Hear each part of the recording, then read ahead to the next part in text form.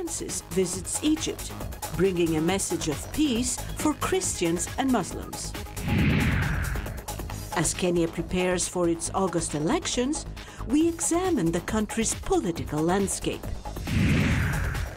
And World Immunization Week under the spotlight. Why vaccinations are vital for Africa. Africa 54 starts right now. Good evening, I'm Esther Githu. You are in for Vincent Makori. This is Africa 54. Pope Francis has left Rome for a two-day trip to Egypt, where he's hoping to mend ties with Islamic religious leaders. The Pope's message of peace comes as Egypt's Coptic Christians face unprecedented pressure from Islamic State militants who have threatened to wipe them out. Security on the trip is a primary concern after 45 people were killed in terror attacks on Coptic Christian churches in Alexandria and Tanta on Palm Sunday. Islamic State claimed responsibility for the bombings.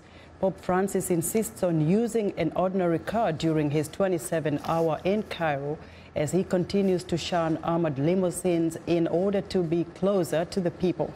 Francis will meet President Abdel Fattah el-Sisi and Sheikh Ahmed al-Tayeb, the Grand Imam of Al-Azhar, the world's most influential center of Sunni Islamic theology and learning, and he will also meet Pope Tawadros II, head of the Coptic Orthodox Church, who narrowly escaped the Alexandria bombing.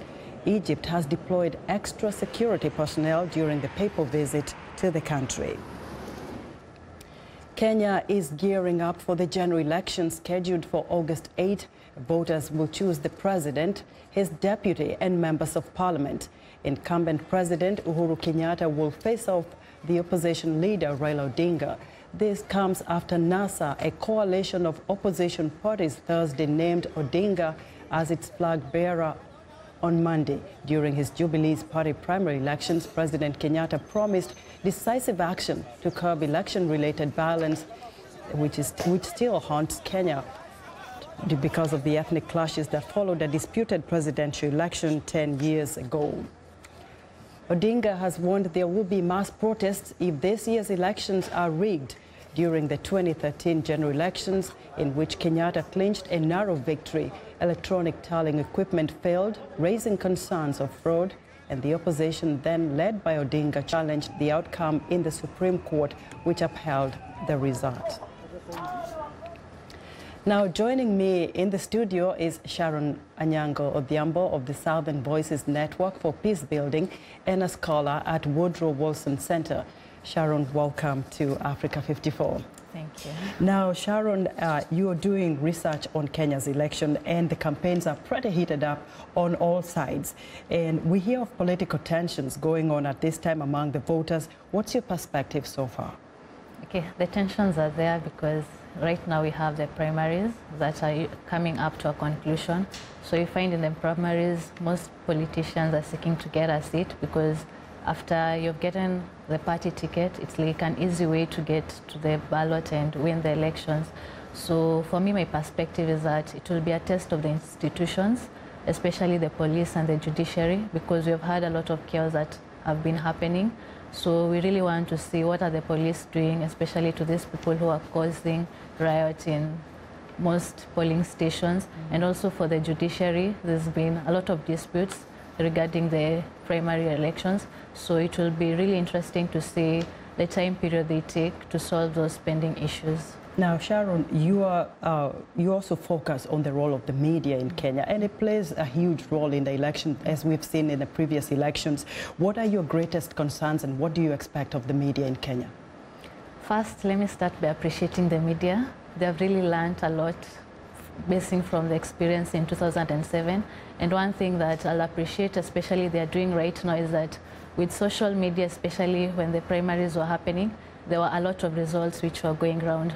But the media really stuck to ground and were reporting the results they had received from the polling stations. So I think the concern right now is going to be training. Last week when we still had the primaries, there were 2 newspapers which reported on the primaries and there was violence. So one really had a screenshot, there was fire that was happening, and the other one, it was just calm, but it reported in a better way. So I think there's more training on how they're going to communicate. You don't have to use the blurry pictures that are happening to communicate. Now, Sharon, Kenya witnessed massive losses of lives and also displacement of peoples during the 2007 elections. And also we saw disputed elections in 2013. And of course, the ICC case was something that still, you know, worries Kenyans. Is violence now a thing of the past, if looking forward to the coming election? Okay, violence is not a thing of the past. Looking back at what happened at the primaries, and as I say it forward, it's something that it's going to be a test of the institutions that we really put in place and reformed during the 2010 Constitution. Major ones will be the police, who are tasked to arrest those people who are causing disorder in the polling stations, and also for the judiciary to prosecute those people who are found guilty. So again, if you look at politics in Kenya, the issue of ethnicity, the tribal politics kind of rears its ugly head around this time. We saw that in the past. Do you think this time Kenyan voters have come of age, that this is not going to be the case? They will be looking at issues and who can deliver what Kenyans expect, the services that the country expects, rather than the personalities and which tribe they come from? I think nothing has changed much. The situation is still the same. Looking from the coalitions that have been formed, it has majorly been like calculation. If we form a coalition with people from this community, what number of votes are they gonna bring? But one thing that impressed me during the primaries is that there's a person from the Kikuyu community, from the Luo community, who was elected as an MC in Wendani, a place whereby is mainly predominated by the Kikuyu people. So we hope that that trend will also happen in the elections, but I think it's time as a nation, as we are going forward, it's time to look at the ideologies of what politicians have to give the citizens instead of voting along tribal lines. It doesn't help. In 10 seconds, Sharon, do you think Kenyans will rally behind whoever wins this election this time round without thinking this one is from my community? I think they'll accept the outcome, because there's a lot of peace messaging, especially from the public than from the politicians. So what you're praying for is a peaceful election, and I haven't had instances of where people are like communicating that they won't accept the elections. So we hope that the IEBC, it has faced challenges because a new commission was formed recently, a lot of court cases, and we hope that when they're given the mandate in August, they'll really give the public the trust that they handle the elections in a free and fair manner. We wish Kenya the best this time. No violence and no fighting and no killing. Sharon, thank you so much. Sharon Anyango Odhiambo works with the Southern Voices Network for Peace Building and is a scholar at Woodrow Wilson Center. Tensions between Russia and the West over security in Europe, the Middle East and Asia have surfaced at annual defense conference in Moscow. Major flashpoints include the situation in Syria and NATO expansion. VOA's Daniel Scherf reports from Moscow. Foreign minister about the expanding threat of terrorism and global conflict. The situation in the world is not becoming more stable or predictable, rather the opposite. In front of our eyes, we see the tension on both global and regional levels is on the rise. As if to underscore the point, Israeli missiles hit a suspected Iranian arms depot in Damascus, just hours after Lavrov and Israel's defense minister met at the annual Moscow Conference on International Security.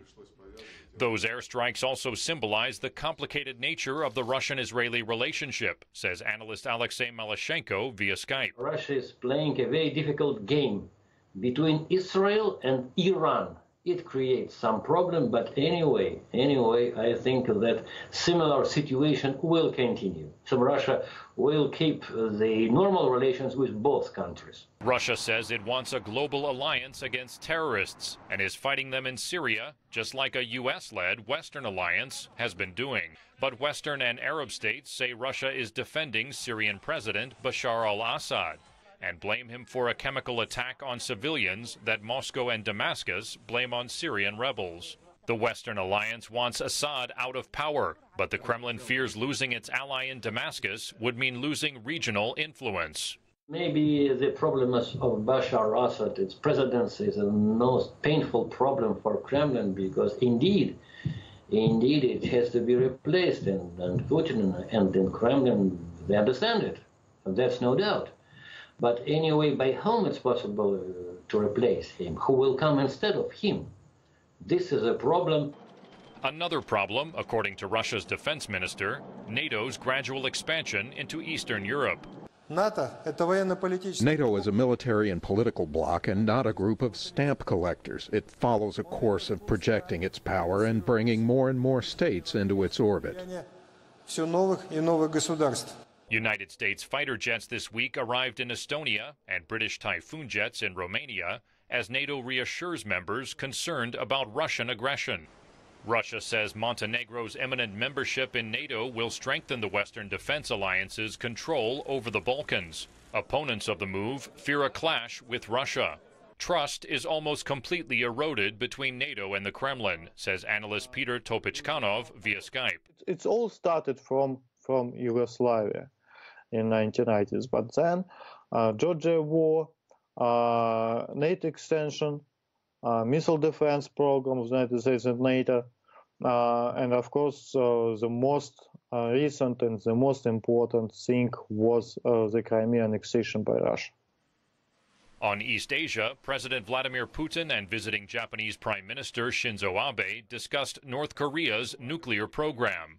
Russia agrees to pressure Pyongyang to give up its nuclear ambitions, but only through the United Nations Security Council. Daniel Scherf, VOA News, Moscow. President Donald Trump's former national security advisor, Michael Flynn, faces a new Pentagon probe. That's according to the top Democrat on the House of Representatives Oversight Committee. The new investigation follows bipartisan concerns about Flynn's contacts with foreign governments and the Trump administration ties to Russia. VOA's congressional reporter Catherine Gibson has more. Michael Flynn was fired from the White House after just 24 days. But the former Trump national security advisor's contacts with foreign governments are still sparking questions on Capitol Hill. I honestly do not understand why the White House is covering up for Michael Flynn. Cummings revealed that Flynn now faces a Pentagon probe into his pre-White House contacts with Russia and Turkey, and released these documents showing the Department of Defense warned Flynn about receiving foreign payments without advance permission, and countering his lawyers' claims that he sought permission for a 2015 trip to Moscow, where he dined with Russian President Vladimir Putin. The White House denied the House Oversight Committee's request for information earlier this week, leading the investigation's top Republican to voice his concerns. I see no information or no data to support the notion that General Flynn complied with the law. But the White House has pushed back against claims it hasn't cooperated and said the burden for Flynn's background check did not fall on the Trump administration. All of that clearance was made by during the Obama administration, and apparently with knowledge of the trip that he took. The probe was appropriate, Spicer told reporters, reminding them that Trump fired Flynn. I think the president made the right call at the right time, and it's clearly paid off. But that's unlikely to stop congressional Democrats' calls for a special prosecutor. This subject is really deadly serious because it is a matter of national interest and national security. We can't count on the Attorney General or his deputy, who report to the President of the United States and the White House, to do that job. And their vow to fight for more information? We will follow it with everything we've got. A final resolution could come from the Army, now that the Republican Oversight Chairman asked for its determination on whether Flynn broke the law. Catherine Gibson, VOA News, Capitol Hill. We want to know what you think about Africa 54 and the stories we cover. Join the conversation on Facebook. The address is Africa 54. We're also streaming our show live on Facebook, so check us out and share our show with your friends. Also, check out our headlines 24/7 on voaafrica.com. Coming up, the World Immunization Week under the spotlight and why vaccinations are vital for Africa. Stay with us.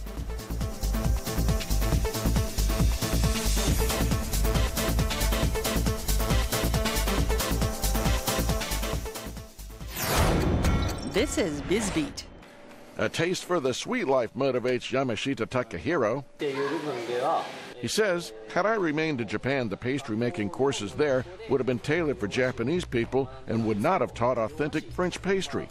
Yamashita, along with his classmates, are from Japan, learning French cuisine and pastry secrets at the prestigious École Hôtelière Tsuji of Lyon. Student Kana Maeda plans to be an assistant at École Hôtelière in Osaka or Tokyo. She says to share her experience with other students. Professor of French cuisine Amy Nallet says when students finish their one-year course for $30,000, they have a leg up on the competition.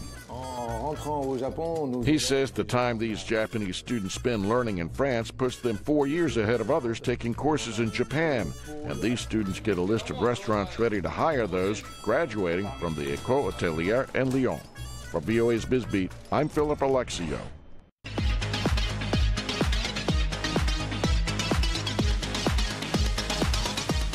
It's World Immunization Week, and African countries are shining the spotlight on the importance of vaccination by celebrating African Vaccination Week. The annual event runs from April 24th to April 30th.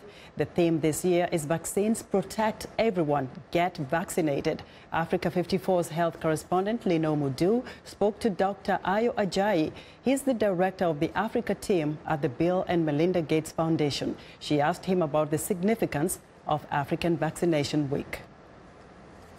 Africa Vaccination Week is a way of getting high-level political consciousness and leadership on making sure that African children get access to vaccines for diseases that we know how to prevent.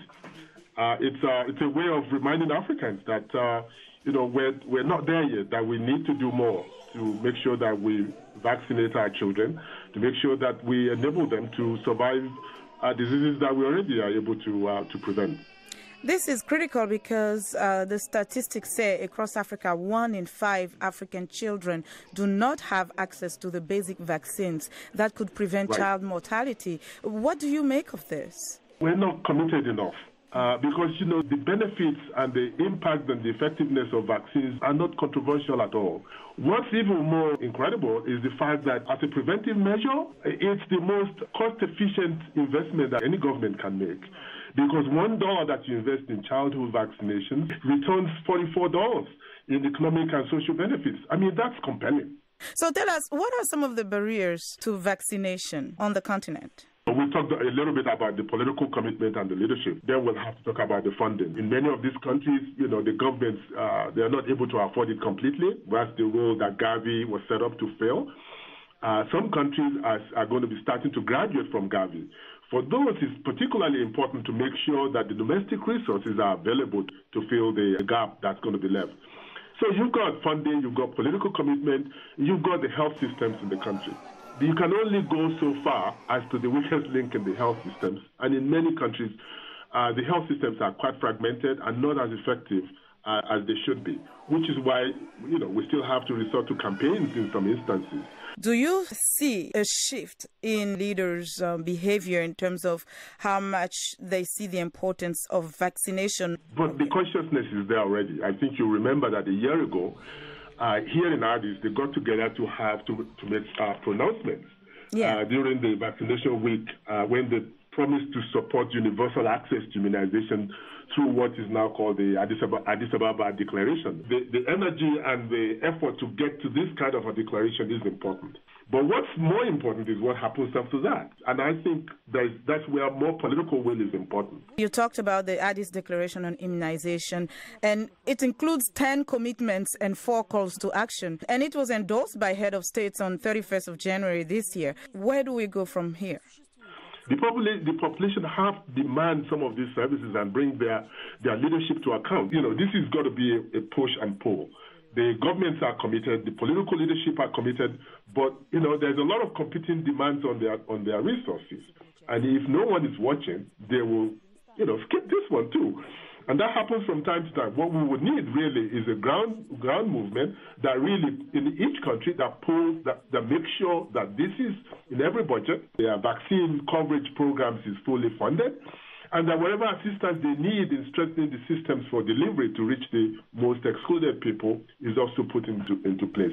Let me have your final thoughts in terms of how you foresee the future to have a greater impact in the work that you do with the Bill and Melinda Gates Foundation. I think the importance of this week of vaccination is, for me, is twofold. One is simply that for the diseases that we have prevention for, we should embrace them fully. There are new diseases that are emerging that we don't even yet know which way they're going to go. The stronger our health systems, the better coverage we have for vaccines that we have today, the easier it will be for us to address coming tragedies. And there will be some. We expect them. It's not a matter of if, it's a matter of when. And so we feel that the importance of building a very robust primary system in the country that's able to deliver vaccines to even the hardest to reach corners is essential for what we're going to be facing going forward. But I'm very optimistic that we've made a huge progress. A lot of the basic principles are known. We know how to do it. We know how to start to mobilize the political will and the commitment to it. We've figured out some architecture to provide funding for the countries that are hard-pressed to provide coverage. We have to continue to do these things. The future is uncertain, but we do know that we're starting to see so many different and new emerging diseases.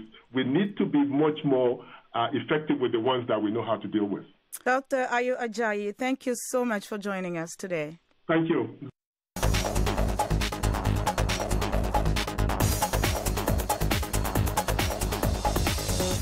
Now, the Nasdaq hit a record-breaking week as the tech sector continues to outperform. With more on that, here's Africa 54 business correspondent Jill Malandrino. It was another record-breaking week on Wall Street with the technology sector leading the way. Last night was one of the busiest of first-quarter earnings season with Nasdaq-listed heavyweights Amazon.com, Alphabet, Intel, Microsoft, and Starbucks reporting after the close. Amazon had a huge beat on earnings and also beat on revenue, while Google had a big beat on earnings and on the revenue side, with the CEO saying that 2017 was off to a good start. Recall, Amazon and Google, or Alphabet, have been moving the market all year. In fact, most of the technology sector has been super strong, which is why we broke the key 6,000 level this week on the Nasdaq Composite and opened at another all-time high this morning. Even though this week was very busy for earnings, we are not quite out of the woods yet. The focus will start to shift to energy companies. ExxonMobil and Chevron reported this morning they're trading higher, and this sector has actually been under pressure relative to the rest of the market. Since February, the S&P 500 energy sector index declined 5%. It lagged the other 10 S&P 500 sectors over that period and is the worst performing sector year to date, down about 9.1%. Now, with oil prices below the $50 level and supply at record levels, it seems as though expense reduction is driving the earnings season more than oil prices. Research firm CFRA maintains its underweight recommendation for the energy sector and believes that price volatility is expected to continue until there is a defined reduction in global oil inventories. Given such a high correlation between energy prices and earnings, CFRA would like oil prices to continuously excel that $55 a barrel level before they get more constructive on the group. Now, outside of earnings next week, on Wednesday, the FOMC will deliver its interest rate decision, and the key employment report for April will be released on Friday. From the Nasdaq market site in New York, I'm Jill Malandrino, and this is VOA Africa 54 Business News. It's time now for a short break. Still to come on Africa 54, a song for a penny to fight pediatric cancer. We'll be right back.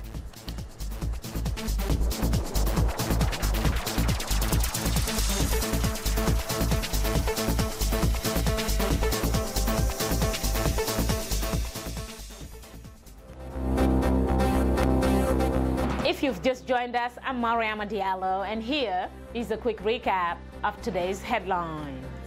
In Cameroon, the trial of 3 protest leaders in the Anglophone regions continues as dozens of other protesters await their day in court. In Egypt, a tight security apparatus has been put in place in Cairo ahead of Pope Francis's visit to reconcile with the Muslim world against the backdrop of recent jihadist attacks. In Nigeria, after being freed from Boko Haram's rule, the town of Banki is now largely cut off from the rest of the world. Finally, in Senegal, the 25th Saint Louis Jazz Festival kicks off a week of music appreciation featuring performances from both local and international artists. That's all for today. Thanks for watching. We'll see you next time.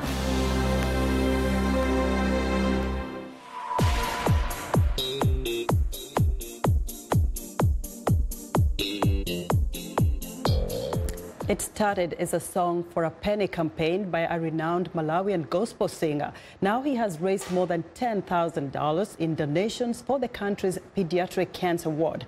Lamek Messina has the story from Blantyre. Armed with a guitar, loudspeaker and a microphone, one of Malawi's most well-known recording artists, Patience Namadingo, began offering to perform in people's homes for $4 a song per person. He was moved to do this after he visited the country's only children's cancer ward. Health workers briefed him on the dire need for more staff and medical supplies. I knew there was only one way I would overcome such a challenge, and that's if I had enough money to buy whatever they needed. And I thought I should raise the money. His goal was to go door to door and raise $1,700 in 40 days. But his campaign caught on quickly. He reached his goal in just 4 days after big companies like the National Bank of Malawi and Biz Malawi invited him to perform.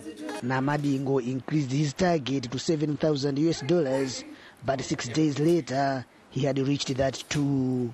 So for now, I don't want to put any targets for God. Let him be God. The targets I had set, he's crushed them all, and I just want him to amaze me. His musical skills have definitely helped, but the initiative has also inspired. I think, like I said, it's for a good cause. It's a good, inspiring background story. And I mean, the fact that he's found a need within our community, it makes us feel good to, contribute back.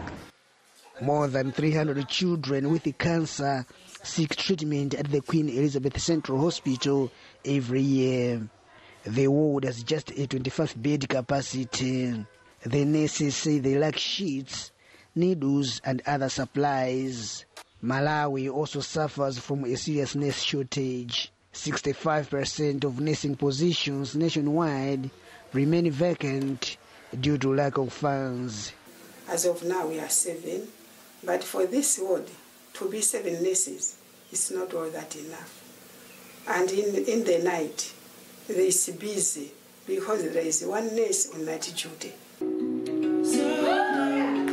As he entered the final days of his 40-day fundraising drive, Namadingo had raised $14,000. He told VOA he will use the money to purchase the necessary supplies for the cancer ward and deliver them to the hospital.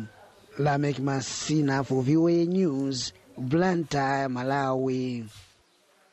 And that's our show for today. And from all of us here in Washington, a very good night.